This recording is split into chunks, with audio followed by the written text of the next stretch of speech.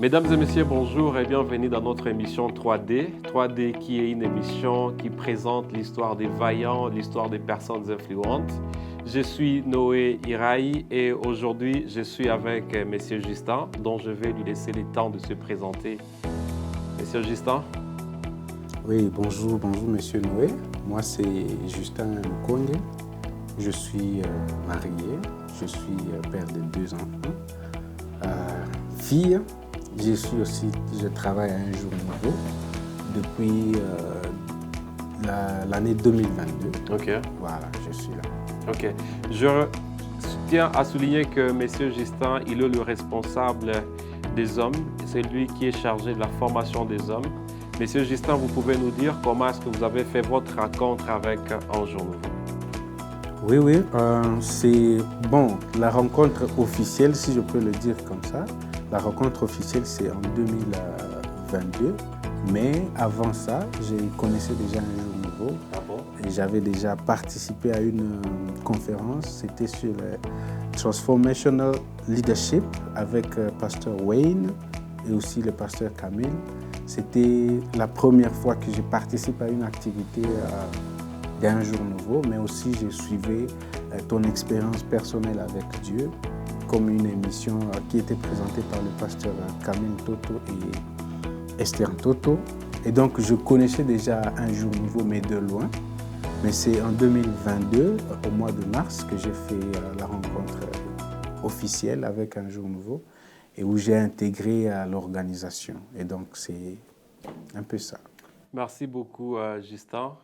Je vois que vous connaissez Un Jour Nouveau et il y a un temps que vous n'avez pas été à Un Jour Nouveau, mais quand même, vous étiez en train de suivre Un Jour Nouveau de près ou bien de loin. Alors, Monsieur Justin, depuis que vous êtes à Un Jour Nouveau, qu'est-ce que vous avez découvert que vous ne saviez pas encore en vous? Bon, en fait, j'ai appris que ce que j'ai, moi, ça peut aussi être bénéfique pour quelqu'un d'autre. J'ai aussi appris que au travers de moi, quelqu'un peut arriver quand même à se découvrir. Et voilà, c'est la raison pour laquelle aujourd'hui je suis formateur. Je forme, je tiens aussi des conférences. C'est-à-dire que j'ai développé en moi cette aptitude-là à pouvoir donner aux autres ce que j'ai. Parce que, dit-on, une rivière ne boit pas l'eau qu'elle contient. Ok, donc toi, tu n'as pas la mentalité de certains de nos frères congolais qui disent que si je connais une chose, je ne veux pas la transmettre à quelqu'un d'autre pour que cette personne ne puisse pas me dépasser ou bien ne puisse pas connaître plus que moi. Ça, c'est quelque chose à encourager. Monsieur Justin, nous te disons merci beaucoup pour ce travail que tu fais de partager, de donner à d'autres personnes, d'inspirer aussi d'autres personnes avec ce que vous connaissez. Monsieur Justin, je voulais savoir pourquoi est-ce que vous avez choisi de former les hommes? Les hommes, c'est une population ou bien une catégorie bien spécifique Oui. qui a vraiment ses forces, qui a aussi ses faiblesses. Et nous avons compris que laisser l'homme comme ça sans formation, laisser l'homme comme ça sans instruction, c'est comme laisser une bombe à retardement. Okay. Donc ça va être une personne qui n'est plus bénéfique à la communauté, qui n'est plus une solution, mais qui devient un problème. Alors, nous avons compris que même la clé du changement de notre pays se trouve entre les mains des hommes.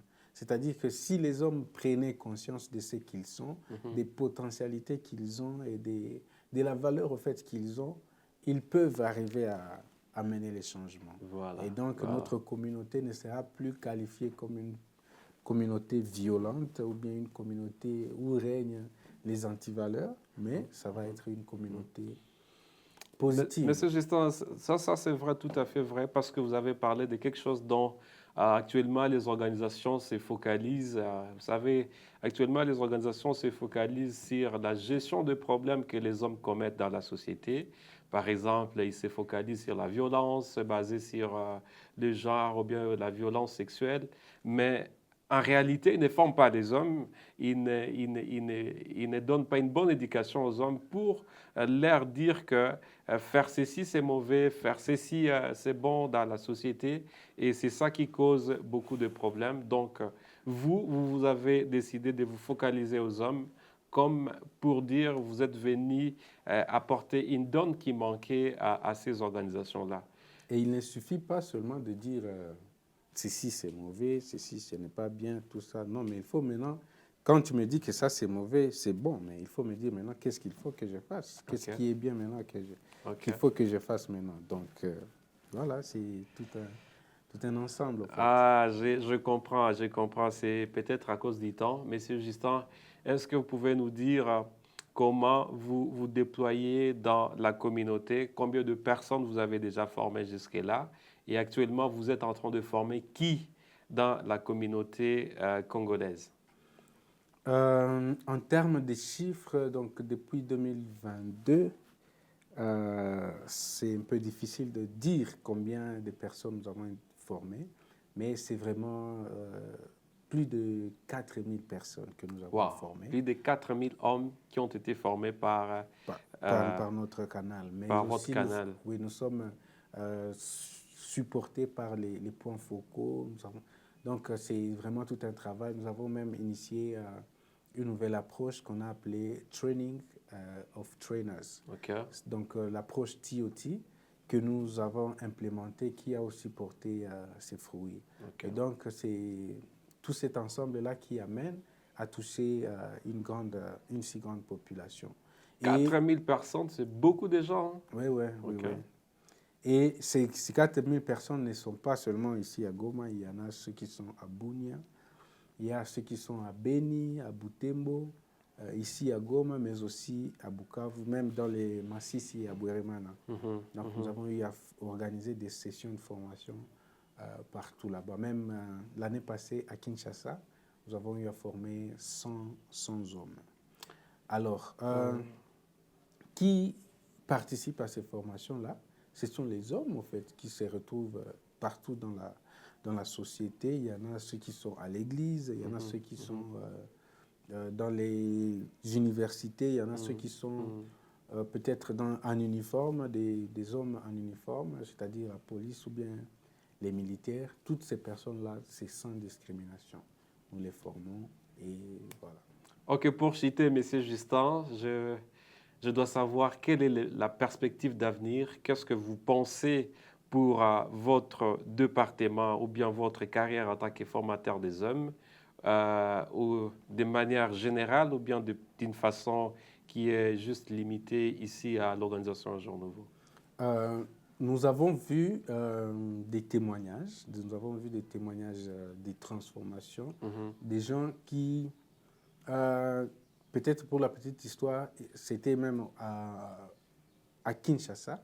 Il y a une personne, bon, je ne vais pas dire les noms, c'est un homme de Dieu en tout cas qui sert le Seigneur, mais qui a certaines petites choses qui manquaient dans sa vie.